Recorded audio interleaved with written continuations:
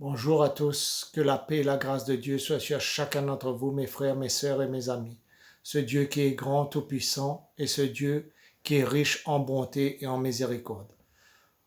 Aujourd'hui, frères et sœurs, nous allons voir un verset dans 1 Pierre 5, à partir du verset 6, il nous est dit ceci.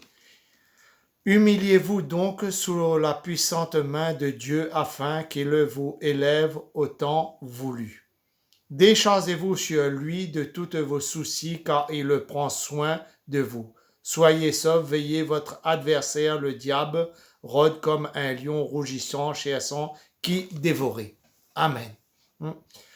Dans ces quelques versets, notre Dieu nous dit que nous devons nous soumettre à sa volonté et à sa grandeur, à sa grande puissance. Que nous soyons sobres, en quelque sorte, que nous prions, que nous louons, que nous remercions Dieu pour tout ce qu'il a fait pour nous, parce que l'adversaire qui est Satan veille qui détruire et comment détruire. Nous devons donc nous humilier devant notre Seigneur pour que son nom soit élevé dans nos cœurs et dans nos vies.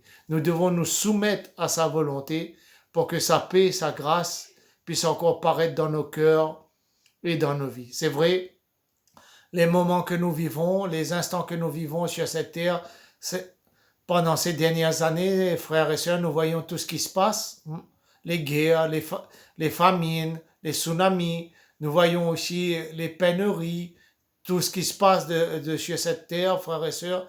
Mais si nous nous soumettons à Dieu, nous allons tenir bon et ferme, et ce Dieu va encore accomplir sa volonté encore en nous. Nous devons veiller notre adversaire qui est Satan, pour qu'il fuit loin de nous, pour que nous puissions accomplir encore la volonté et la grâce de ce Dieu qui est grand et tout-puissant.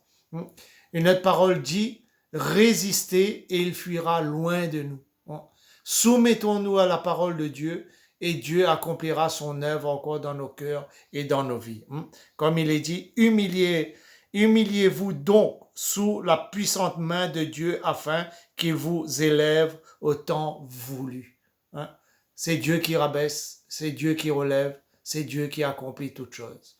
La simple volonté d'un homme ou d'une femme ou d'un enfant qui veut servir Dieu, c'est laisser Dieu agir dans son cœur et dans sa vie. C'est vrai, des fois nous résistons.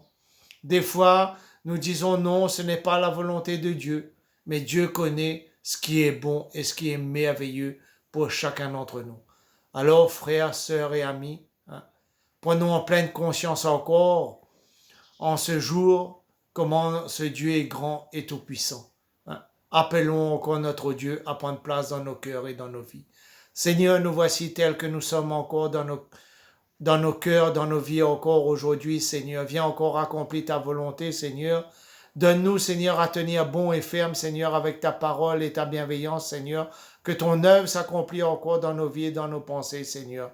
Viens aussi, Seigneur, ô Dieu Tout-Puissant, éloigner de nous toute tentation et toute chose qui n'est pas de ta gloire, Seigneur. Parce que, Seigneur, Satan cherche à nous détruire encore, ô Dieu Tout-Puissant. Mais nous comptons encore, Seigneur, sur ton amour et ton admirable puissance encore, ô Dieu Tout-Puissant. À toi la gloire, l'honneur et la puissance. Amen. Frères et sœurs, amis, Dieu nous a donné Jésus-Christ à cette croix de Golgotha pour que vous et moi, nous soyons sauvés. Alors prenons bien conscience en ce jour encore de nous humilier, en ce vendredi, de nous humilier encore sur la main de ce Dieu qui est grand et tout-puissant. Et laissez Dieu prendre la place dans nos cœurs et dans nos vies. Frères, sœurs, amis, que Dieu vous bénisse encore et que la paix du Seigneur soit sur chacun d'entre vous.